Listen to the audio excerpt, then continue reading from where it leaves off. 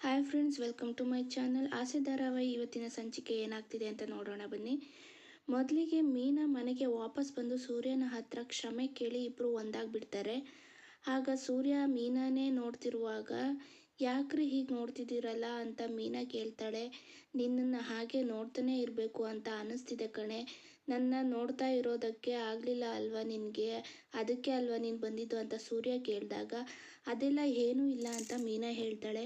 ಮತ್ತು ಬೇರೆ ಏನಕ್ಕೆ ಬಂದೆ ಅಂತ ಸೂರ್ಯ ಕೇಳಿದಾಗ, ಅದು ಮಾವ ನಾನು ಅಡುಗೆ ಮಾಡಿದ್ರೆ ಮಾತ್ರ ಸರಿಯಾಗಿ ತಿನ್ನೋದು, ನಾನೇ ತಾನೇ ಅವರಿಗೆ ಸರಿಯಾದ ಸಮಯಕ್ಕೆ ಎಲ್ಲನೂ ಮಾಡಿಕೊಡೋದು, ಅವ್ರು ಮಾತ್ರೆ ತಗೊಳ್ಳೋದಕ್ಕೂ ಏನಾದರೂ ಮರ್ತುಬಿಟ್ರೆ ನಾನೇ ತಾನೇ ಸರಿಯಾದ ಸಮಯಕ್ಕೆ ಮಾತ್ರೆ ಕೊಡೋದು, ಅದಕ್ಕೋಸ್ಕರ ಬಂದೆ ಅಂತ ಮೀನಾ ಹೇಳ್ತಾಳೆ.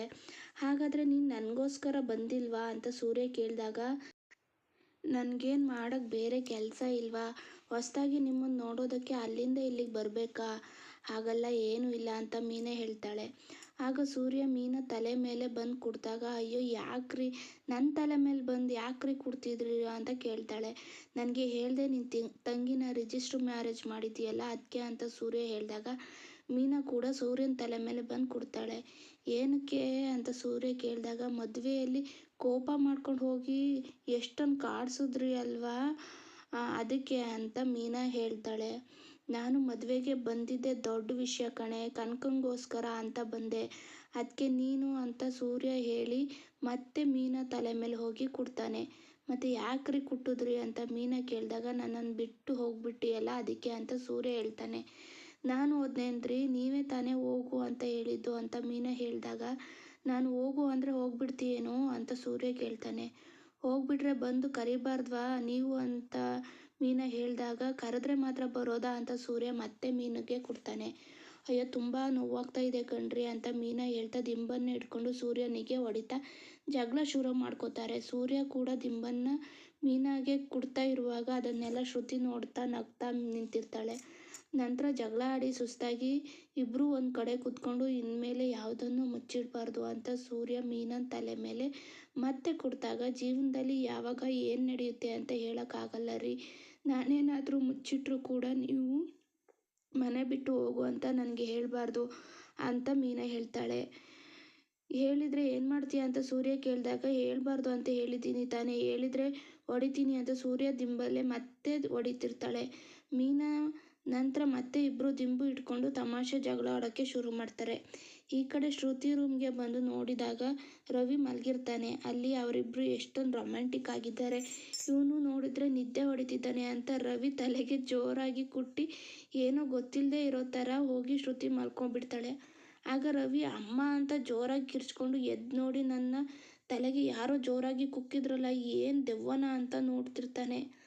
ಆಗ ಶ್ರುತಿ ಮಲಗಿರೋದನ್ನ ನೋಡಿ, ಇದು ಈ ದೆವ್ವದ ಕೆಲಸನೇ ಇರಬೇಕು ಅಂತ ಅಂದ್ಕೊಂಡು ರವಿ ಉಲ್ಟಾ ಮಲ್ಕೋತಾನೆ. ಮತ್ತೆ ಶ್ರುತಿ ಎದ್ದು ರವಿನ ಕುಟ್ಟಿ ರಿಯಾಕ್ಷನ್ ಏನೂ ಇಲ್ವಲ್ಲ ಅಂತ ಮತ್ತೆ ನೋಡಿದಾಗ ಅಲ್ಲಿ ರವಿ ಕಾಲು ಮಾತ್ರ ಇರುತ್ತೆ. ಆಗ ನಾನು ಇಲ್ಲಿದ್ದೀನಿ ಕಣೆ, ನಾನು ಚೆನ್ನಾಗಿ ಗೊತ್ತು ಇದು ನಿಂದೆ ಕೆಲಸ ಅಂತ ರವಿ ಹೇಳ್ತಿರುವಾಗ, ಏನೋ ನನ್ನೇ ಟೀಸ್ ಮಾಡ್ತೀಯಾ ಅಂತ ಶ್ರುತಿ ಕೇಳ್ತಾಳೆ. ಆಗ ಅಲ್ಲ ಶ್ರುತಿ, ನಿದ್ದೆ ಮಾಡ್ತಿದ್ದೆ ಅಂತ ತಲೆ ಮೇಲೆ ಬಂದು ಕುಟ್ಟಿ ಎಬ್ಬಿಸ್ತೀಯಲ್ಲ, ಎಷ್ಟು ನೋವಾಗ್ತಿದೆ ಗೊತ್ತಾ ಲೂಸು ಅಂತ ಹೇಳಿ ಶ್ರುತಿ ಮೇಲೆ ರವಿ ಕುಡ್ದಾಗ ಶ್ರುತಿ ಅಂತ ಕಿರ್ಚ್ಕೊಂಡು ತಲೆ ಉಚ್ಕೋತಾ ಇರ್ತಾಳೆ. ಇದೇ ರೀತಿ ತಾನೇ ನನಗೂ ಆಗಿದ್ದು, ನನಗೆ ಯಾಕೆ ತಲೆ ಮೇಲೆ ಕುಡ್ತೆ ಅಂತ ರವಿ ಕೇಳಿದಾಗ, ಅದೆಲ್ಲ ಏನೂ ಇಲ್ಲ ರವಿ, ಈಗ ತಾನೇ ಸೂರ್ಯ ರೊಮ್ಯಾನ್ಸ್ ಮಾಡ್ತಿರೋದನ್ನ ನೋಡಿದೆ, ಅವರಿಬ್ಬರು ಜೋರಾಗಿ ತಲೆ ಮೇಲೆ ಕುಡ್ಕೊಂಡು ಆಟ ಆಡ್ತಿದ್ರು ಗೊತ್ತಾ, ಅದಕ್ಕೆ ನಾನು ನಿನಗೆ ತಮಾಷೆಗೆ ಅಂತ ಹೊಡೆದೆ ಅಂತ ಶ್ರುತಿ ಹೇಳ್ತಾಳೆ. ನಿನ್ನ ತಮಾಷೆಗೋಸ್ಕರ ನನ್ನ ತಲೆ ಮೇಲೆ ಹೊಡಿತೀಯಾ ಅಂತ ರವಿ ಕೇಳಿದಾಗ, ಆಗಲ್ಲ ರವಿ, ಸೂರ್ಯ ಮೀನಾ ಇಬ್ಬರು ಕೂಡ ಯಾವಾಗಲೂ ಜಗಳ ಆಡ್ತಾರೆ, ಸೂರ್ಯ ಮೀನಾಗೆ ಮನೆ ಬಿಟ್ಟು ಹೋಗು ಅಂತ ಕೂಡ ಹೇಳಿದರು, ಅದೇನೇ ಆದರೂ ಕೂಡ ಅವರಿಬ್ಬರು ಕೆಮಿಸ್ಟ್ರಿ ತುಂಬಾ ಚೆನ್ನಾಗಿ ವರ್ಕೌಟ್ ಆಗುತ್ತೆ, ಅವರಿಬ್ಬರು ಮಧ್ಯೆ ಒಬ್ರಿಗೋಸ್ಕರ ತುಂಬಾ ಹೊಂದಾಣಿಕೆ ಇದೆ, ಅದನ್ನು ನೋಡಿ ನಾವು ಕಲಿಬೇಕು ಅಂತ ಶ್ರುತಿ ಹೇಳ್ತಾಳೆ.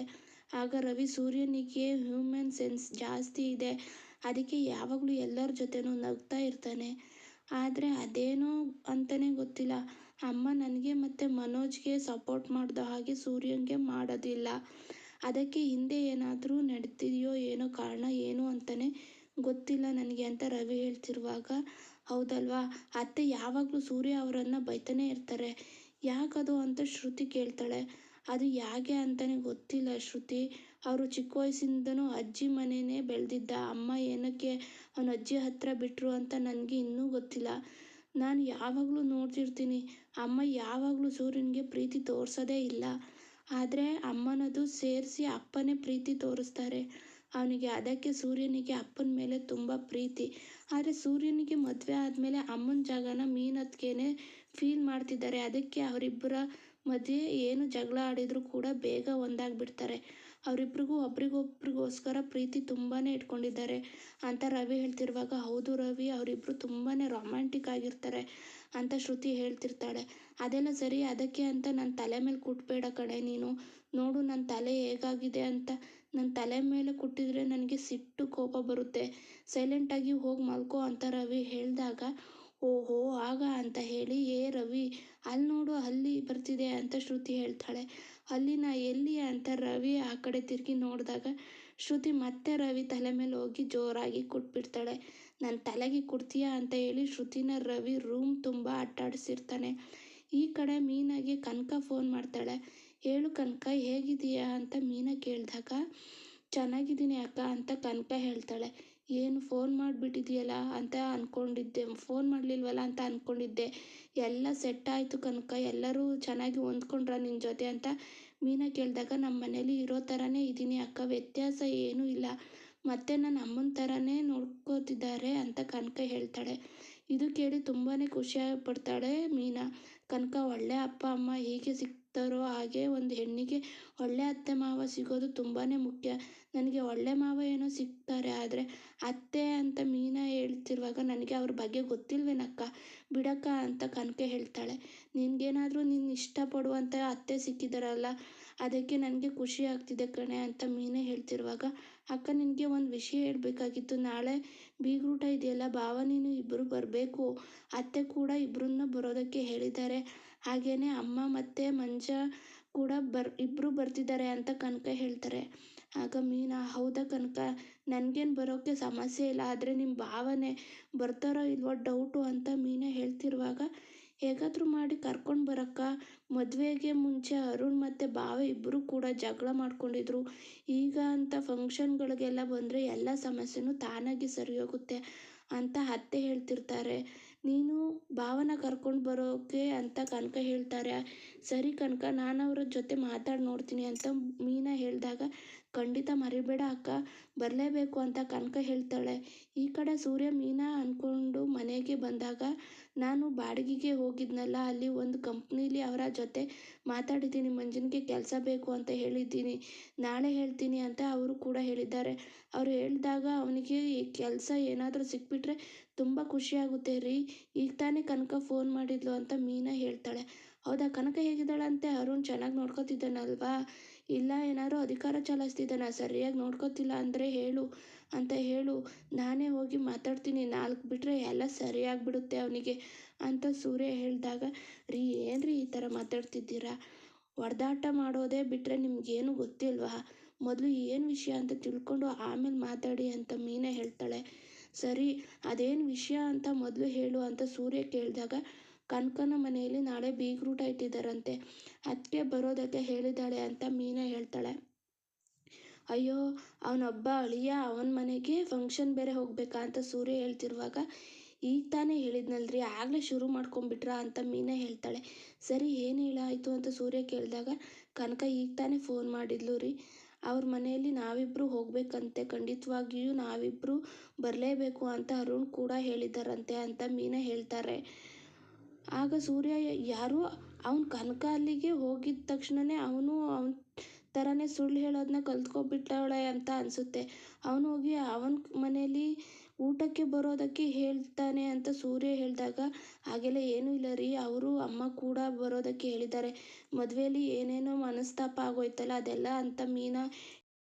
ನೋಡು, ನಾವು ನಿಜವಾಗ್ಲೂ ಅವನ ಮನೆಗೆ ಹೋಗಬೇಕು ಅಂತ ಅವನು ಅಂದ್ಕೊಂಡಿದ್ರೆ ಅವನ ಹೆಂಡ್ತಿಗೆ ಹೇಳಿ ನಮ್ಮನ್ನು ಕರೆಯೋಕ್ಕೆ ಹೇಳ್ತಿರ್ಲಿಲ್ಲ, ಅವನೇ ಫೋನ್ ಮಾಡಿ ನಮ್ಮನ್ನು ಕರೀತಿದ್ದ ಅಂತ ಸೂರ್ಯ ಹೇಳಿದಾಗ, ಅದೇ ಹೇಳ್ತಿಲ್ವೇನ್ರಿ, ನಿಮ್ಮ ಜೊತೆ ಮಾತಾಡಿ ಅವರಿಗೆ ಅಭ್ಯಾಸ ಇಲ್ವಲ್ಲ, ಅದಕ್ಕೆ ಕನಕನಿಗೆ ಹೇಳಿ ಕರೆಸ್ತಿದ್ದಾರೆ, ನೀವು ಬಂದುಬಿಡ್ರಿ, ಹೋಗಿದ್ದು ಬಂದುಬಿಡೋಣ ಅಂತ ಮೀನಾ ಹೇಳ್ತಾಳೆ. ಇಲ್ಲ ಮೀನಾ, ಆಗೋದಿಲ್ಲ, ನನಗೊಂದು ಬಾಡಿಗೆ ಬಂದಿದೆ, ರೆಗ್ಯುಲರ್ ಪಾರ್ಟಿ ಬೇರೆ ಅಂತ ಸೂರ್ಯ ಹೇಳ್ತಿರುವಾಗ, ಸರಿ ಬಾಡಿಗೆ ತಾನೇ ಮುಗಿಸ್ಕೊಂಡು ಬಂದು ಲೇಟ್ ಆದರೂ ಪರವಾಗಿಲ್ಲ ನಾವಿಬ್ಬರು ಹೋಗೋಣ ಅಂತ ಮೀನಾ ಹೇಳ್ತಾಳೆ. ಅದೆಲ್ಲ ಆಗಲ್ಲ ಮೀನಾ, ಪಾರ್ಟಿ ಮನೆಯವರು ಬೇರೆ ಕಡೆ ಇದ್ದಾರೆ, ಅವ್ರು ಬಂದಮೇಲೆ ಅವರನ್ನು ಪಿಕ್ ಮಾಡಿ ಫಂಕ್ಷನ್ ಕರ್ಕೊಂಡು ಹೋಗಿ ಮತ್ತೆ ಅವ್ರನ್ನ ಕರ್ಕೊಂಡು ಬರಬೇಕು, ಅದೆಲ್ಲ ಆಗೋದಿಲ್ಲ, ಸಾಯಂಕಾಲ ಆಗಿಬಿಡುತ್ತೆ ಅಂತ ಸೂರ್ಯ ಹೇಳಿದಾಗ, ಏನ್ರಿ ನಿಮ್ಮ ಫ್ರೆಂಡ್ ಚೇತನ್ ಇದ್ದಾರಲ್ಲ ಅಥವಾ ಕಾರ್ತಿಕ್ ಇದ್ದಾರಲ್ಲ ಅವರಿಗೆ ಯಾರಿಗಾದ್ರೂ ಹೇಳೋದು ತಾನೇ ಅಂತ ಮೀನಾ ಹೇಳ್ತಾಳೆ. ಅವಳು ರೆಗ್ಯುಲರ್ ಪಾರ್ಟಿ ಕಣೆ ಮೀನಾ, ನನ್ನ ಬಿಟ್ಟು ಬೇರೆ ಕಾರಲ್ಲಿ ಹೋಗಲ್ಲ, ಅವರನ್ನು ಬಿಟ್ಟು ಹೇಗೆ ಬರೋದಕ್ಕಾಗುತ್ತೆ ಹೇಳು ಅಂತ ಸೂರ್ಯ ಹೇಳಿದಾಗ, ಏನ್ರಿ ನೀವೇ ಹೀಗೆ ಹೇಳ್ಬಿಟ್ರೆ ಹೇಗ್ರಿ, ನೀವು ಬಂದಿದ್ರೆ ಚೆನ್ನಾಗಿರ್ತಿತ್ತು ಅಂತ ಮೀನಾ ಕೇಳ್ತಾಳೆ.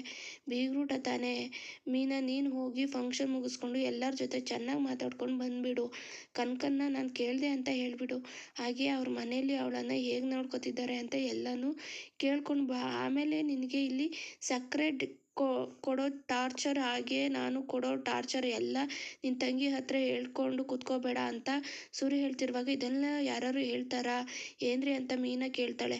ಹೌದಾ, ನಾನು ಕೊಡ್ತಿರೋದೆಲ್ಲ ನಿನಗೆ ಟಾರ್ಚರ್ ಅಲ್ವೇನೆ ಅಂತ ಸೂರ್ಯ ಕೇಳಿದಾಗ, ಯಾರು ಹೇಳಿದಾಗೆ ನಿಮಗೆ ಒಳ್ಳೆ ಮನಸ್ಸಿದೆ ಅಂತ ನನಗೆ ಗೊತ್ತಿಲ್ವಾ ಅಂತ ಮೀನಾ ಹೇಳ್ತಾಳೆ. ನಿನಗಾಗಿ ಇದನ್ನೇ ಅನುಸರಿಸ್ಕೊಂಡು ಹೋಗ್ತಿದ್ದೀಯಾ, ಇದನ್ನೇ ಕನಕನಿಗೂ ಹೇಳ್ಬಿಡು ಅಂತ ಸೂರ್ಯ ಹೇಳಿ, ಹಾಗಂತ ತುಂಬ ಏನು ಹೇಳೋದಕ್ಕೆ ಹೋಗ್ಬೇಡ, ನೀನು ಇಲ್ಲಿ ನಡ್ಕೋತಿದೆಯಲ್ಲ ಅದನ್ನೇ ಸ್ವಲ್ಪ ಕನಕಾಗೆ ಹೇಳ್ಬಿಡು ಸಾಕು ಅಂತ ಸೂರ್ಯ ಹೇಳಿದಾಗ, ಏನ್ರಿ ನನಗೋಸ್ಕರ ಆದರೂ ಬರಬಾರ್ದ್ವಾ ಅಂತ ಮೀನಾ ಕರೀತಾಳೆ. ನೋಡು ಮೀನಾ, ಎಲ್ಲ ಸಂತೋಷವಾಗಿರೋ ಸಮಯ ಅದು, ನನಗೆ ಅವ್ನು ಕಂಡ್ರೆ ಆಗೋದಿಲ್ಲ, ಅವನಿಗೂ ಕೂಡ ನಾನು ಕಂಡ್ರೆ ಆಗೋದಿಲ್ಲ, ನನ್ನ ಮನೆಗೆ ಬರೋದು ಆಮೇಲೆ ಅವನೇನೋ ಮಾತಾಡೋದು, ಅದಕ್ಕೆ ನಾನೇನೋ ಮಾತಾಡೋದು, ಸುಮ್ಮನೆ ಸಮಸ್ಯೆ ಬರೋದು, ಆಗ ನನಗೆ ಕೋಪ ಬರೋದು, ಕೋಪ ಬಂದರೆ ನಾನಂತೂ ಸುಮ್ಮನೆ ಇರೋದಕ್ಕೆ ಆಗೋದಿಲ್ಲ, ನೀನೇ ಹೇಳು ಅಂತ ಸೂರ್ಯ ಹೇಳಿದಾಗ, ನೀವು ಕೋಪ ಮಾಡ್ಕೊಳ್ಬಾರ್ದು ಅಂತ ತಾನೇ ಹೇಳ್ತಿದ್ದೀನಿ ಅಲ್ವೇಂದ್ರಿ ಅಂತ ಮೀನಾ ಹೇಳ್ತಾಳೆ. ನಾನು ಸಾಮಾನ್ಯ ಮನುಷ್ಯ ಕಣೆ, ನನಗೆ ಕೋಪ ಬಂದೇ ಬರುತ್ತೆ, ಎಷ್ಟಂತ ಕಂಟ್ರೋಲ್ ಮಾಡ್ಕೊಳ್ಳೋದು ಹೇಳು, ನನ್ನಿಂದ ಅಲ್ಲಿ ಯಾವ ತೊಂದರೆನೂ ಆಗಬಾರ್ದು, ನೀನು ಹೋಗಿ ಸಂತೋಷವಾಗಿ ಬಾ ಕನಕ, ತುಂಬಾ ಒಳ್ಳೆ ಹುಡುಗಿ ಅವಳು, ಆ ಮನೇಲಿ ಸಂತೋಷವಾಗಿರಬೇಕು, ನನ್ನಿಂದ ಅವಳಿಗೆ ಯಾವ ಸಮಸ್ಯೆನೂ ಆಗಬಾರ್ದು ಸರಿನಾ ಅಂತ ಸೂರ್ಯ ಹೇಳಿದಾಗ, ಸರಿ ರೀ, ಇದ್ರ ಮೇಲೆ ನಿಮ್ಮ ಇಷ್ಟ ಅಂತ ಮೀನಾ ಹೇಳ್ತಾಳೆ. ಸರಿ ಅಂತ ಸೂರ್ಯ ಹೋಗಿರ್ತಿರುವಾಗ, ತಿಂಡಿ ರೆಡಿ ಆಗ್ತಿದೆ, ತಿನ್ಕೊಂಡು ಹೋಗ್ರಿ ಅಂತ ಮೀನಾ ಹೇಳ್ತಾಳೆ. ಆಗ ಅರ್ಜೆಂಟ್ ಏನೂ ಇಲ್ಲ ಕಣೆ, ನಾನು ಅಲ್ಲೇ ಇರ್ತೀನಿ, ನಿನ್ನ ನಿಧಾನಕ್ಕೆ ಮಾಡ್ಕೋರಿ ಅಂತ ಸೂರ್ಯ ಹೇಳಿ ಆಚೆ ಹೋಗ್ತಾನೆ. ಈ ಕಡೆ ಮೀನಾ ಅರುಣ್ ಮನೆಗೆ ಬಂದು ಕನಕ ಅಂತ ಕೂಗಿದಾಗ, ಅಕ್ಕ ಅಂತ ಕನಕ ಬಂದು, ಏನಕ್ಕ ಬೇಗ ಬರೋದಲ್ವಾ ನೀನು ಅಂತ ಕನಕ ಕೇಳ್ತಾಳೆ. ಕೊಡೋದಿತ್ತು ಕನಕ, ಅದಕ್ಕೆ ಸ್ವಲ್ಪ ತಡ ಆಯಿತು ಮೀನಾ ಹೇಳಿದಾಗ, ಬಾವೆ ಎಲ್ಲಕ್ಕ ಹೊರಗಡೆ ಬಂದಿದ್ದಾರಾ ಅಂತ ಕನಕ ಕೇಳ್ತಾಳೆ. ಅಷ್ಟರಲ್ಲಿ ಅರುಣ್ ಅವರು ಬಂದು, ಏನಮ್ಮ ಮೀನಾ ಸೂರ್ಯ ಬಂದಿಲ್ವಾ ಅಂತ ಕೇಳಿದಾಗ, ಇಲ್ಲ ಅಮ್ಮ ಅವರು ಸ್ವಲ್ಪ ಕೆಲಸ ಇತ್ತು ಅದಕ್ಕೆ ಬರೋದಕ್ಕೆ ಆಗಲಿಲ್ಲ ಅಂತ ಮೀನಾ ಹೇಳ್ತಾಳೆ. ಆಗ ಅರುಣ್ ಬಂದು, ನಾನು ಹೇಳಿಲ್ವೇನಮ್ಮ ಅವರು ಬರೋದಿಲ್ಲ ಅಂತ ಅಂತ ಬೇಜಾರು ಮಾಡಿಕೊಂಡು ಅರುಣ್ ನೋಡ್ತಿರ್ತಾರೆ. ನಂತರ ಸೂರ್ಯನಿಗೆ ಇನ್ನೂ ನನ್ನ ಮೇಲೆ ಇರೋ ಕೋಪ ಕಡಿಮೆ ಆಗಿಲ್ಲ ಅಂತ ನನಗೆ ಚೆನ್ನಾಗಿ ಗೊತ್ತಿದೆ, ಮತ್ತೆ ಹೇಗೆ ಬರ್ತಾರೆ ಅವರು ಅಂತ ಅರುಣ್ ಹೇಳ್ತಿರುವಾಗ, ಬಿಡೋ ಅರುಣ್ ಅವರು ಕೆಲಸ ಇರಬೇಕು ಅಂತ ಹೇಳಿ ಮನೆಯಿಂದ ಯಾರೋ ಬಂದಿಲ್ವೇನಮ್ಮ ಅಂತ ಅರುಣ್ ಅವರಮ್ಮ ಮೀನಾಗೆ ಕೇಳ್ತಾರೆ. ಅವರಿಗೆಲ್ಲ ಕೆಲಸ ಇದೆಯಮ್ಮ ಅಂತ ಮೀನಾ ಹೇಳಿದಾಗ, ಸರಿನಮ್ಮ ನೀವು ಬಂದರೆ ಎಲ್ಲರೂ ಬಂದರೆ ಹಾಗೇನೆ ಬರಮ್ಮ ಊಟ ಮಾಡು ಅಂತ ಅರುಣಮ್ಮ ಕರೀತಾರೆ. ಪರವಾಗಿಲ್ಲ ಅಮ್ಮ, ನಾನು ಆಮೇಲೆ ಊಟ ಮಾಡ್ತೀನಿ, ನನಗೇನು ಹೊಟ್ಟೆ ಹಸು ಆಗ್ತಿಲ್ಲ ಅಂತ ಮೀನಾ ಹೇಳಿದಾಗ, ಏನು ನೀವು ಊಟ ಮಾಡೋ ಟೈಮ್ ಆದರೂ ಕೂಡ ಹೊಟ್ಟೆ ಹಸು ಆಗ್ತಿಲ್ಲ ಅಂತ ಹೇಳ್ತಿದ್ದೀರಲ್ಲ, ನಿಮಗೋಸ್ಕರ ಊಟ ಮಾಡಿದೆ, ಇವರೆಲ್ಲ ವೆಯ್ಟ್ ಮಾಡ್ತಿದ್ದಾರೆ, ಬನ್ನಿ ಊಟ ಮಾಡೋಣ ಅಂತ ಹೇಳಿ ಅರುಣ್ ಕರೀತಾರೆ. ಆಗ ಅಲ್ಲಿಗೆ ಕುಸುಮ ಅವರು ಬಂದು, ಮೀನಾ ಅಳಿಯಂದ್ರೆ ಯಾಕೆ ಬಂದಿಲ್ಲ ಅಂತ ಕೇಳಿದಾಗ, ಅವ್ರು ಬರಲ್ಲ ಅಂತ ಹೇಳಿದರು ಅಮ್ಮ, ನಾನು ಆಮೇಲೆ ಹೇಳ್ತೀನಿ ಬಿಡು ಅಂತ ಮೀನಾ ಹೇಳ್ತಾಳೆ. ನಂತರ ಎಲ್ಲರೂ ಊಟಕ್ಕೆ ಅಂತ ಕೂತ್ಕೋತಾರೆ. ಎಲ್ಲ ಊಟನೂ ಬಡಿಸೋದಕ್ಕೆ ಹಪ್ಪಳ ಇನ್ನೂ ಬಡಿಸ್ಲಿಲ್ಲ ಅಂತ ಕನಕ ಹೇಳ್ತಾಳೆ. ಆಗ ಅರುಣ್ ಹೋಗಿ ಹಪ್ಪಳನ ತಗೊಂಡು ಬಂದಾಗ, ಇದನ್ನು ನನ್ನ ಸೊಸೆನೇ ಮಾಡಿದ್ದು ಅಂತ ಅರುಣಮ್ಮ ಹೇಳ್ತಾರೆ. ಆಗ ಕನಕ, ಅಯ್ಯೋ ನಾನು ಇದೊಂದೇ ಮಾಡಿದ್ದು, ಮಿಕ್ಕಿದೆಲ್ಲ ಅಡುಗೆನೂ ಅತ್ತೆನೇ ಮಾಡಿದ್ದು ಅಂತ ಹೇಳ್ತಿರುವಾಗ, ನಾನೇ ಕನಕ ಎಲ್ಲ ಕೆಲಸನೂ ನಿಮ್ಮ ಅತ್ತೆ ಕೈಯಲ್ಲೇ ಮಾಡಿಸ್ತಿದ್ದೀಯಾ ಅಂತ ಕುಸುಮ ಅವರು ಕೇಳ್ತಾರೆ. ನನಗೆ ಯಾವ ಕೆಲಸನೂ ಮಾಡೋದಕ್ಕೆ ಬಿಡೋದಿಲ್ಲ ಅಮ್ಮ, ಅವರು ಎಲ್ಲ ಕೆಲಸನೂ ಅವರೇ ಮಾಡ್ತಾರೆ ಅಂತ ಹೇಳ್ತಿರುವಾಗ, ಬೀಗ್ರೆ ನಾನು ಆಸೆ ಪಟ್ಟಿರೋ ಸೊಸೆ ನನಗೆ ಸಿಕ್ಕಾಯ್ತು, ಈಗ ಅವಳು ನನ್ನ ಸೊಸೆ ಅಲ್ಲ, ನನ್ನ ಮಗಳಿದ್ದಾಗೆ, ನನ್ನ ಮಗಳನ್ನ ನೀವು ಆ ಥರ ಎಲ್ಲ ಬೈಬೇಡಿ ಅಂತ ಅರುಣಮ್ಮ ಅವರು ಹೇಳ್ತಿರ್ತಾರೆ. ಆಗ ಥ್ಯಾಂಕ್ ಯು ಅತ್ತೆ ಅಂತ ಹೇಳಿ ಕನಕ ಓಡ್ ಬಂದು ಅತ್ತೆನ ತಪ್ಕೊಂಡು ಅಲ್ಲಿಂದ ಒಬ್ಬರು ಬಂದು, ಅಕ್ಕ ಅತ್ತೆನ ಇಷ್ಟೊಂದು ಇಷ್ಟಪಡ್ತಿರೋ ಸೊಸೆನ ನಾನು ಎಲ್ಲರೂ ನೋಡಿಲ್ಲ, ಸೊಸೆ ಅಂದರೆ ಈ ಥರ ಇರ್ತಾರೆ ಅಂತ ಅವರೆಲ್ಲ ಹೇಳ್ತಿರ್ತಾರೆ. ಆಗ ಏನಿಲ್ಲ ಸುಮ್ಮನೆ ಈ ಥರ ನನ್ನ ಸೊಸೆ ಕಣ್ಣು ಹಾಕಬೇಡಿ, ಮೊದಲು ಅವಳಿಗೆ ದೃಷ್ಟಿ ತೆಗಿಬೇಕು ಅಂತ ಅರುಣ್ ತಾಯಿ ಕನಕನಿಗೆ ದೃಷ್ಟಿ ತೆಗಿತಾ ಇರ್ತಾರೆ.